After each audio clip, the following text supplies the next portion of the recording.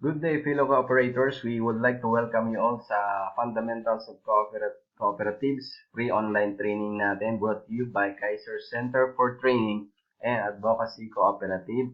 I'm Dan Abaga. I am the General Manager of the Kaiser Center for Training and Advocacy Cooperative.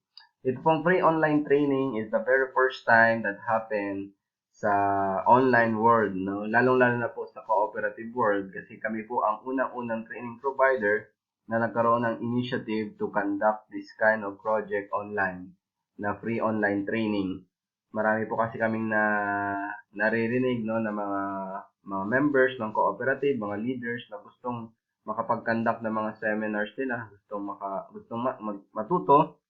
Pero yun nga, unang-una kulang sa resources. Pangalawa po, kulang sa time, no? Mostly, yun po yung ikalawang reason ang lagi naming naririnig yung kulang sa time and busy sila. So, we launched this kind of project, this free online training, para masagot po natin yung mga concerns na yon, no? And masaya kami na isa po kayo sa nag-respond, no, sa online training po na ito.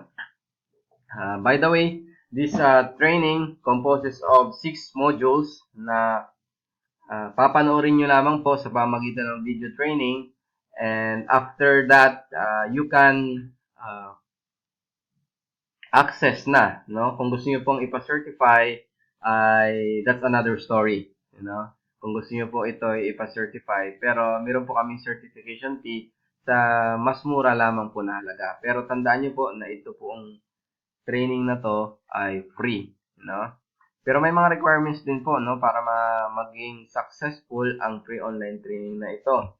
Ang una pong requirements ay una, dapat kayo po ay miyembro ng cooperative, no? Pangalawa, dapat meron po kayong computer, laptop, or smartphones na gagamitin po ninyo. Mas maganda po kung sarili ninyo para you can get the most out of this seminar, no? And lalong-lalo na dapat meron po kayong internet connection. And ang last po na requirements nito, dapat meron po kayong willingness to learn. Willingness na matuto. Ito pong free online training na ito, binubuo ng mga modules, na. So, ano po ba yung mga matututunan nyo po dito sa free online training na ito? Yan, ang module 1 and 2 po ay about sa history ng cooperative, paano po ito nagsimula, and all about cooperative, no? Paano ang kooperatiba ay isa sa pinakamagandang konsepto ng pagsasamahan, lalo na po sa pagdenegosyo, at sinasabi ng mga eksperto na ito po ay sagot sa financial crisis. Diyan po malalaman natin sa modules 1 and 2. Sa modules 3 and 4 naman po ay ang malalaman po natin yung dalawa pong importanteng bagay na dapat ipinapamuhay sa kooperatiba. Ito po yung mga prinsipyo at mga values, no, sa cooperative. Sa modules 3 and 4, we will learn the 7 cooperative principles and how it will help the cooperative to move forward and reach its success. And maintindihan din po natin at matututunan ang mga cooperative values, no? Ito po mga values ito na dapat ipamuhay ng mga membro ng kooperatiba. Ito po ay binubuo ng 10 cooperative values, no? Diyan po, matutunan natin about sa self-help, self-responsibility, democracy, equality, equity, solidarity, at marami pa pong iba na mga values ng kooperatiba. Sa modules 5 and 6 naman po ay about sa rights and responsibilities. Ano ba yung mga right nyo bilang miyembro ng kooperatiba? Ano po ba yung mga produkto o serbisyo na dapat ay naayon sa inyo at pwede nyo pong i-avail, no, sa co-op? At ano bang mangyayari kapag ang co-op naman ay hindi tinupad yung kanilang mga pangako sa mga miyembro? So, dapat alam po natin yan.